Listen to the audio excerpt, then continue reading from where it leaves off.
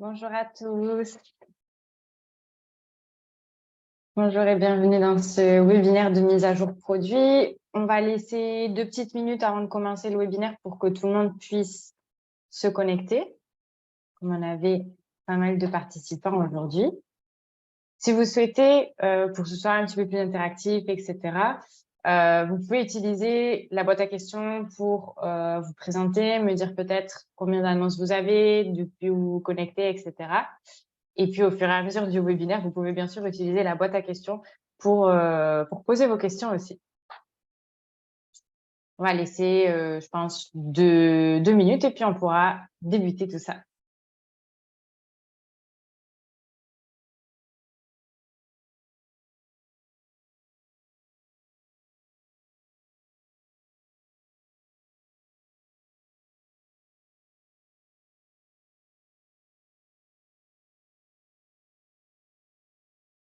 OK. J'espère que tout le monde va bien ce jeudi, qu'il ne fait pas trop chaud chez vous.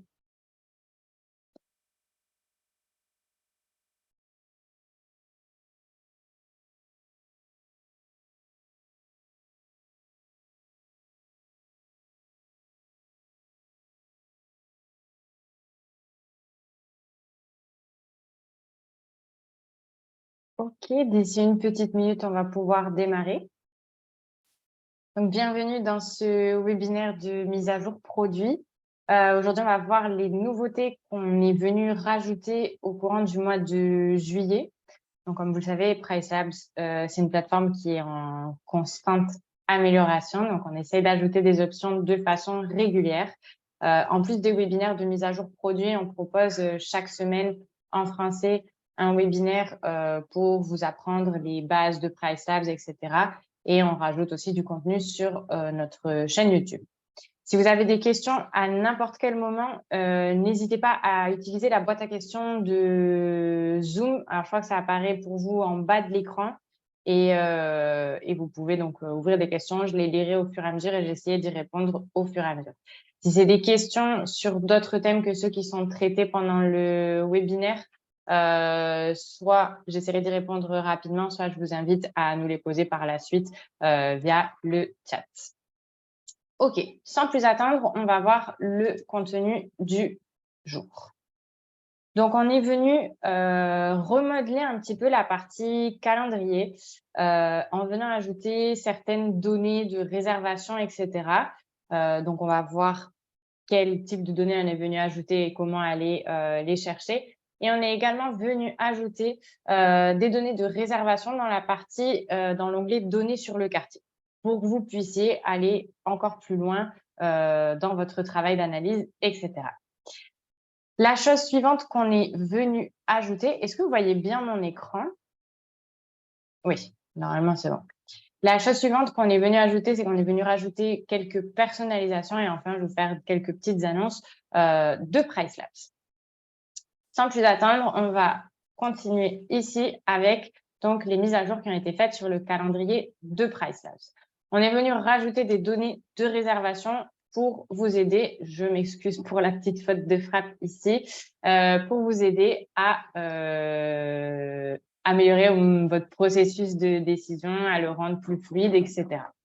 Donc, le fait d'avoir ces données visibles sur votre calendrier de tarification, ça vous permet un gain de temps. Effectivement, ça vous évite de devoir passer entre PriceLabs et votre PMS ou PriceLabs et le canal de réservation à travers lequel vous êtes connecté pour venir vérifier est-ce que ça c'est un bloc, est-ce que c'est une réservation, etc. Ça vous permet d'avoir plus de clarté au moment du processus de prise de décision, donc comprendre pourquoi certaines dates sont bloquées, est-ce que je dois faire des ajustements pour débloquer telle ou telle date et donc tout ça, ça vous amène à une gestion plus efficace de vos biens. Donc, le calendrier amélioré, on peut le voir ici, mais ce qu'on va faire, c'est qu'on va le regarder directement dans PriceLabs. Donc ici, j'ai ouvert le calendrier d'une de mes annonces et vous allez voir ici en dessous la légende avec donc les différents codes couleurs qu'on avait déjà. Donc, on avait déjà ces différents niveaux de vert et de bleu qui nous présentaient les niveaux de demande constatés sur votre marché. Donc, en vert clair, faible demande, en vert un petit peu plus foncé, demande normale, en bleu ciel, une demande supérieure à la normale et en bleu foncé, une forte demande. Je pense qu'on peut voir un petit peu tous les niveaux de couleur, par exemple, sur le mois ici. Ce qu'on est venu changer, c'est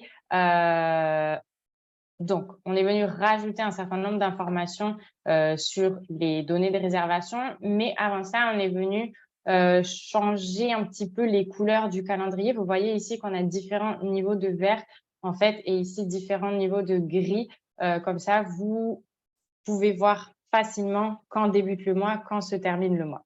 D'accord? Parce que jusqu'à présent, on avait les mêmes niveaux de couleurs et parfois, c'était un petit peu difficile à identifier qu'ici, on était en juillet et ici, on était en août. Donc, on a écouté ce retour client et on est venu ici appliquer ces petites modifications. Donc, si ici, je regarde mon calendrier, je vois que j'ai des petites choses qui sont apparues et qui n'étaient pas là précédemment. Par exemple, ici, j'ai des petits points noirs en haut à gauche de ces deux dates-là, de ces trois dates-là, pour me montrer qu'ici, j'ai une réservation sur ces dates-là. Et ici, si j'ai bloqué les dates dans mon calendrier, je ne vais pas voir du coup ce petit point noir. Donc, je peux facilement différencier un bloc d'une réservation dans mon calendrier. Je peux également voir la date à laquelle cette réservation rentre. Donc, si j'ai plusieurs réservations à coller les unes aux autres, je peux savoir quand est-ce que chacune de ces réservations fait son check-in. Une autre information que je vais vous montrer ici.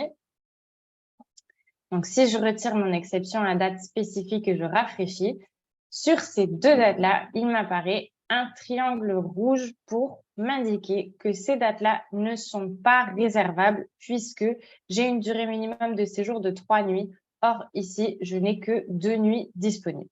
D'accord? Donc, très rapidement, vous allez pouvoir voir s'il y a besoin de venir rajouter une règle d'automatisation pour le remplissage de vos trous à travers donc les options de séjour minimum ici. Ou est-ce que ponctuellement, manuellement, vous allez souhaiter ici faire varier vos durées minimum de séjour pour optimiser ce remplissage des trous. Sur les données de réservation, ce que j'ai oublié de vous dire aussi, c'est que si vous placez votre curseur sur la date ou sur une des dates sur lesquelles vous avez une réservation, vous avez maintenant, donc tout en haut de ce petit pop-up, vous avez la date à laquelle cette réservation a été effectuée, donc hier, le 19 juillet, et le prix moyen, donc ADR, c'est le prix moyen auquel cette réservation est rentrée. Donc, très rapidement, vous allez pouvoir comprendre, est-ce que cette réservation, ça fait des mois et des mois qu'elle est dans mon système, est-ce qu'elle vient de rentrer, etc. Donc, toutes ces informations-là, finalement, sont utiles au moment de votre travail d'analyse. Si on retourne, ici, donc ça, on a couvert cette partie-là. Ce que j'ai pas couvert, c'est qu'en haut à gauche de chaque date, donc ça, c'était déjà quelque chose qui était montré avant, mais si vous ne le savez pas, on va repasser dessus. En haut à gauche de chaque date, si vous avez un petit chiffre avec une petite lune, ça montre la durée minimum de séjour qui est appliquée pour cette date-là. Et si jamais vous avez appliqué des exceptions à date spécifique, comme j'avais fait précédemment ici, pour rendre cette date-là disponible, j'étais venue donc cliquer sur ces dates-là et changer ma durée minimum de séjour pour pouvoir capter une réservation sur ces dates-là. Donc, le petit triangle rouge avait disparu, Et j'ai maintenant un petit triangle noir ici en haut à droite de mes cases qui m'indique que j'ai une exception à date spécifique appliquée. Si vous travaillez avec des exceptions à date spécifique au niveau du compte ou au niveau de groupe, par exemple, et que vous souhaitez voir dans votre calendrier les dates sur lesquelles vous avez mis en place une exception à date spécifique au niveau groupe ou au niveau compte, vous pouvez ici cliquer sur ces trois petits points et vous allez donc pouvoir mettre en évidence les dates avec des exceptions. Pareil, si vous voulez pas voir les dates qui sont non réservables parce que, par exemple, si vous avez des trous d'une seule nuit dans votre calendrier, ça vous intéresse pas de les remplir, vous pouvez sortir certaines informations ici. Si vous voulez pas voir les informations de réservation, vous pouvez aussi les enlever si vous trouvez que c'est trop d'informations ou vous pouvez venir rajouter du coup ce qui vous intéresse. Je ne vois pas de questions jusqu'à présent. Si jamais il y en a, n'hésitez pas à les poser dans la boîte à questions. Sinon, ça veut dire que je suis assez claire, ce qui est peut-être positif. OK. Les indicateurs, donc ça, on les a vus. Les dates en gris sont les dates qui sont indisponibles, soit parce que réservées, soit parce que bloquées. Donc, avec la date grise, si vous avez le petit point noir ou le petit icône de clé, vous verrez donc que ce sont des dates qui ont été réservées et qui ne sont pas bloquées. Et la partie non réservable, ça peut être soit pour cause de durée minimum de séjour, soit parce que vous avez restreint les check-in ou check-out sur certains jours de la semaine, sur certaines périodes. D'accord? Donc, on vous montrera cette date-là, on a de la disponibilité, on ne peut pas la réserver. Est-ce que vous souhaitez faire un changement pour que très rapidement, vous puissiez identifier les dates qui pourraient en fait potentiellement vous faire perdre de l'argent ou ne pas gagner d'argent sur ces dates-là.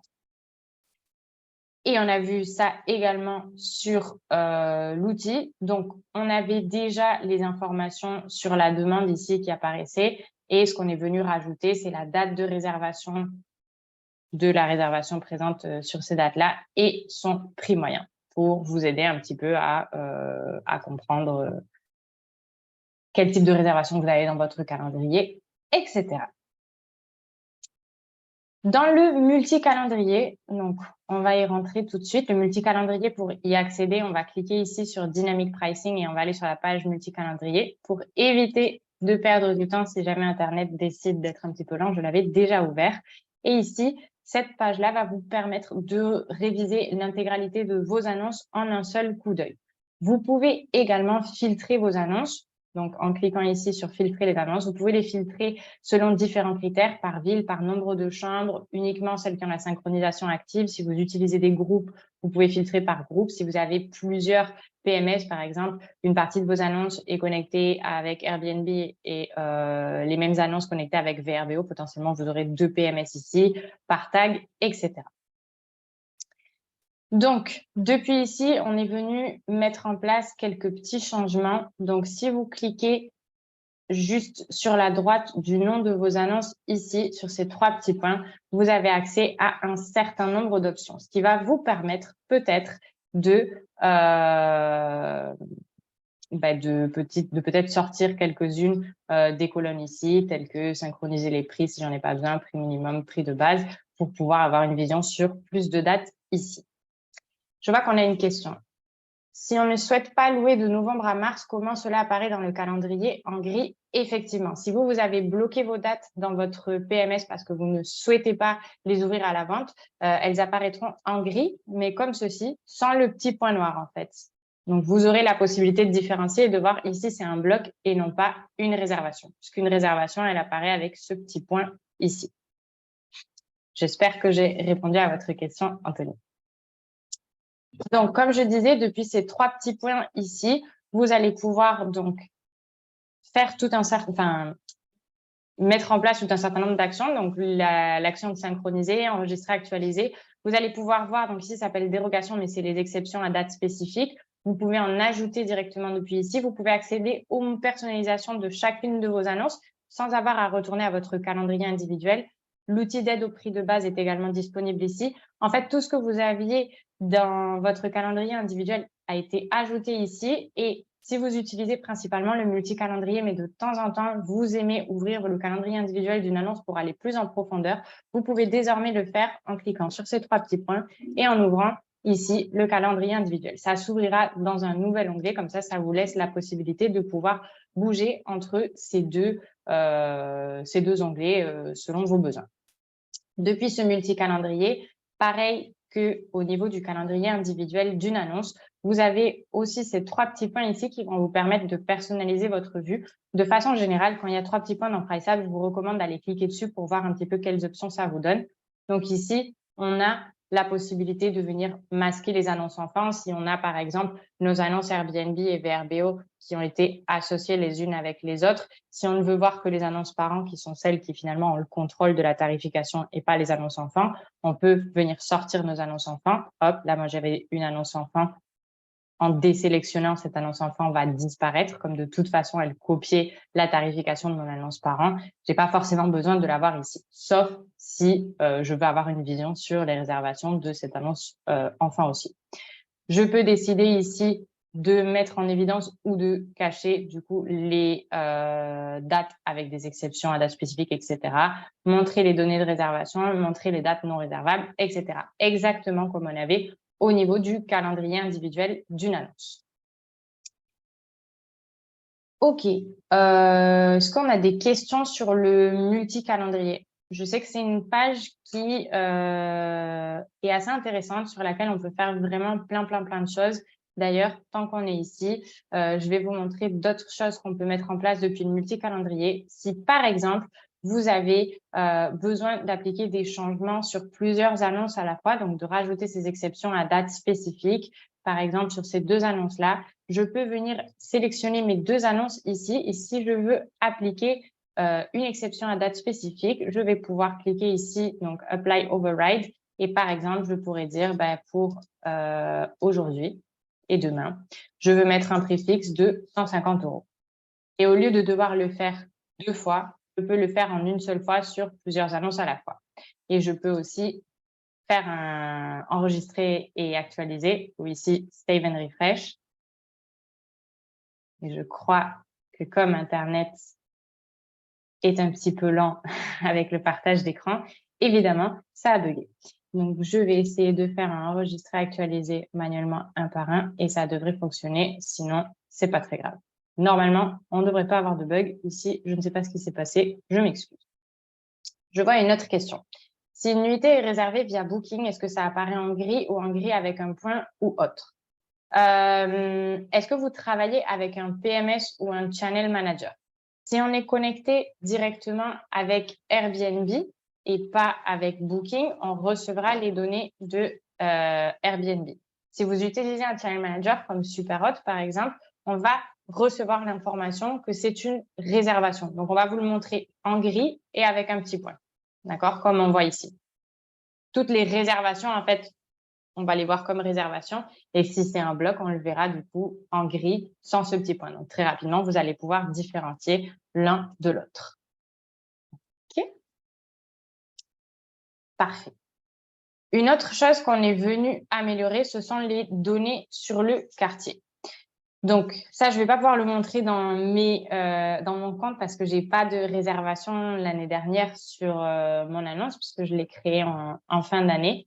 Mais si vous aviez votre annonce active l'année dernière et vous avez des données dans votre PMS ou Channel Manager de l'année dernière, vous allez pouvoir rajouter deux données. Vous allez pouvoir voir les réservations que vous aviez l'année dernière, voir à quel tarif elles avaient été réservées et vous allez pouvoir voir les réservations que vous avez dans le futur pour cette année.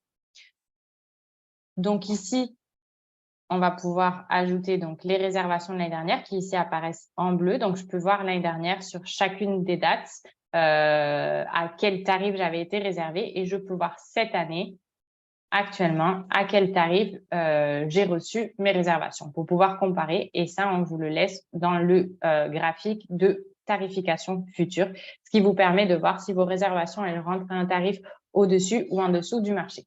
Je vais quand même vous montrer comment on accède à cette partie-là, cet onglet-là de données sur le quartier. Donc, si on retourne dans notre calendrier individuel, ici, on va pouvoir cliquer sur données sur le quartier. Ou vous pouvez y accéder depuis le multi-calendrier, donc cet espace qui vous permet de revoir toutes vos annonces en un seul coup, en cliquant sur les trois petits points ici et en allant sur les données sur le quartier. Donc, ça dépend depuis quelle page vous avez l'habitude de réviser vos annonces.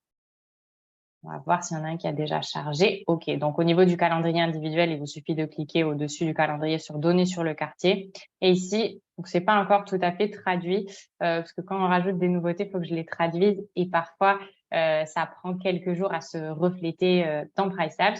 Donc, Your Upcoming Bookings, c'est vos réservations futures, donc celles que vous avez pour cette année. Et Your Last Year Booking, c'est les réservations que vous aviez l'année dernière. Donc, moi, si je coche ici, on ne va rien voir parce que je n'avais pas de réservation. Mais si on avait des réservations l'année dernière, etc., on verrait cette ligne bleue et cette ligne verte, comme je vous ai montré sur le PowerPoint que je vais vous remettre ici. La ligne bleue, les réservations de l'année dernière. La ligne verte, les réservations de cette année. Donc, encore une fois, pour voir quelles sont les tendances cette année sur chacune de vos annonces. On est venu rajouter de nouvelles personnalisations, mais en réalité, c'est une nouvelle personnalisation. Et en réalité, c'est une personnalisation qu'on avait déjà par défaut, qu'on est venu améliorer. Alors, je crois que j'ai une question. Comment est défini le quartier, s'il vous plaît? Pour mes destinations à Mallorca, j'ai Barcelone qui s'affiche. Alors, on récupère les coordonnées GPS de votre PMS. Donc, si dans votre PMS, les coordonnées GPS ne sont pas exactes, le système va vous localiser à une adresse qui est incorrecte. Est-ce que vous pouvez m'indiquer quel PMS vous utilisez? Elles sont correctement enregistrées. OK. Est-ce que vous pouvez me dire quel PMS? Je les mets à la main. Vous les mettez à la main dans Price Labs? Oui. Est-ce qu'en tapant ces coordonnées GPS, ça vous donne bien votre adresse à Majorque? Parce qu'en principe, si vous êtes à Majorque, on ne vous récupère pas à Barcelone. OK. Je vais garder en mémoire votre nom et je vais aller regarder votre compte juste après ce webinaire où je demanderai à quelqu'un du support pour qu'on puisse résoudre ce problème-là. Mais en principe, votre quartier, c'est 350 annonces qui sont situées à proximité de la vôtre. Donc, on récupère l'adresse de votre annonce quand on fait la connexion avec votre PMS, Channel Manager ou avec un des canaux de vente avec lesquels vous êtes connecté à Price Labs. Et à partir de cette adresse, on vient de tracer un cercle. On met environ 350 annonces. En principe, le périmètre est d'environ 15 km et c'est des annonces avec une taille similaire à la vôtre. Et ça, c'est ce qui va constituer votre quartier. OK. Donc, si on revient ici aux nouvelles personnalisations, on a la possibilité de venir modifier la prime qui s'applique quand on est longtemps à l'avance. Par défaut, dans Price Labs, nous appliquons une augmentation progressive des tarifs à partir de J+30 jusqu'à J+270, c'est-à-dire jusqu'à 7 mois à l'avance. Donc, on augmente progressivement de 0 à plus 20%. Et une fois qu'on est arrivé à plus de 7 mois à l'avance, on a ce 20% d'augmentation qui s'applique par-dessus nos tarifs. Donc ça, c'est une volonté pour pouvoir nous protéger en cas d'annonce d'un nouvel événement sur notre marché, puisqu'en règle générale, la plupart des événements, que ce soit concerts, festivals, congrès, etc., sont annoncés longtemps à l'avance et on ne veut pas faire partie des premiers à être réservés avec un tarif trop bas ou on veut se maintenir un petit peu plus haut que ce qu'on aurait normalement recommandé pour, encore une fois, pas être trop bas trop longtemps à l'avance et pas être toujours les premiers à être réservés sur le marché. Parce que si vous avez beaucoup de réservations, selon les marchés, ça va varier, mais si vous êtes sur un marché qui est plutôt dernière minute et vous avez toujours des réservations qui vous rentrent 1 an, 8 mois, 9 mois à l'avance, quand le reste de votre marché reçoit des réservations plus en dernière minute, si jamais on annonce un événement, je pense de ce qu'ils ont mentionné hier dans la présentation des nouveautés aux US, la tournée de Taylor Swift apparemment a été prolongée d'1 an. Et cette tournée-là, elle a un impact énorme dans toutes les villes où elle passe. Si j'ai déjà vendu des dates pour l'année prochaine et que finalement, il y a un concert de Taylor Swift qui est annoncé sur ces dates-là, potentiellement, j'ai vendu mes dates à un prix qui était trop bas et j'aurais pu les vendre plus cher. D'où l'intérêt de ne pas être trop bas trop longtemps à l'avance et de ne pas être toujours le premier à être réservé sur un marché. OK. Donc, cette option, l'option de Far Out Prices ou tarification lointaine, c'est une option qui est appliquée par défaut et pour avoir la possibilité de la modifier, il va falloir demander à l'équipe de support de vous donner accès à cette option-là. Si vous êtes satisfait avec le 20% de prime qu'on applique par défaut, vous n'avez pas besoin ici de venir demander l'activation de cette option-là.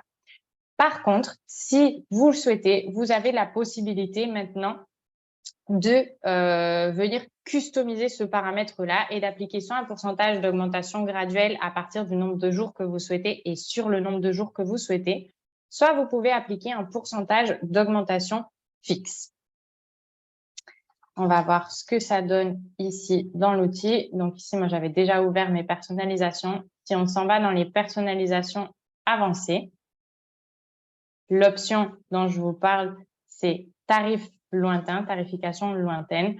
Donc, vous pouvez soit désactiver notre augmentation de plus 20% longtemps à l'avance, que je ne vous recommande pas forcément, mais ça peut être intéressant sur certains types de marchés si on a une fenêtre de réservation très, très ample. Ou on peut venir décider, ben moi, je veux un pourcentage d'augmentation graduelle. Alors là, on a un léger bug dans la traduction que je viendrai corriger après. Vous pouvez définir à partir de quand cette augmentation va venir s'appliquer, de combien, est-ce que c'est une prime, est-ce que c'est une remise et sur combien de jours. Ou on peut appliquer un pourcentage fixe. Donc, par exemple, ici, je peux dire au-delà de 6 mois à l'avance, j'ai une augmentation de plus 30% sur mes tarifs au-delà de cette date-là. Donc, à plus de 6 mois, mes tarifs seront automatiquement rehaussés. OK. Continuons avec les annonces de PriceLabs. Alors, PriceLabs est désormais disponible en italien. Je suppose que si vous êtes au webinaire en français, c'est que c'était le français qui vous intéressait. Mais si jamais une partie de votre équipe, par exemple, parle italien ou préfère travailler en italien, ou si vous préférez travailler en italien, vous pouvez maintenant changer la langue. Et d'ailleurs, on est venu améliorer l'interface. Changer la langue, vous n'avez plus besoin d'aller dans vos paramètres comme on faisait avant. Vous pouvez directement le faire depuis ce menu. Donc, pour l'instant, vous avez l'anglais, l'espagnol, le français et l'italien disponibles. Le portugais, si ça vous intéresse, ça devrait arriver d'ici quelques mois. Et la deuxième chose, c'est qu'on est venu rajouter une nouvelle intégration. Donc, chaque mois, on essaye de se connecter avec de nouveaux PMS. Actuellement, on est sur plus de 90 systèmes. Si jamais vous souhaitez commencer à travailler avec PriceLabs et votre PMS ne s'intègre pas avec nous, vous pouvez nous écrire un email vous pouvez écrire un email, à notre équipe de support et on essaiera de voir si on peut s'intégrer avec ce PMS. Et c'est tout pour aujourd'hui. Est-ce que vous avez des questions? N'hésitez pas à me les poser dans la boîte à questions. Sinon, on aura terminé du coup en une demi-heure. Si je ne vois pas de questions, écoutez, on va pouvoir terminer pour aujourd'hui. Je vous informe que ce webinaire est enregistré. Il sera posté sur YouTube dans les prochains jours. Donc, si jamais vous souhaitez revoir certains points que j'ai expliqués, etc., n'hésitez pas. Il sera disponible soit demain, soit en début de semaine prochaine. Ça devrait arriver très vite. Super. Ça a été un plaisir de vous présenter les nouveautés de PriceLabs pour le mois de juillet. Et je vous dis donc rendez-vous fin août pour vous présenter les nouveautés du mois d'août. Et je vous souhaite à tous une excellente fin de journée. Au revoir.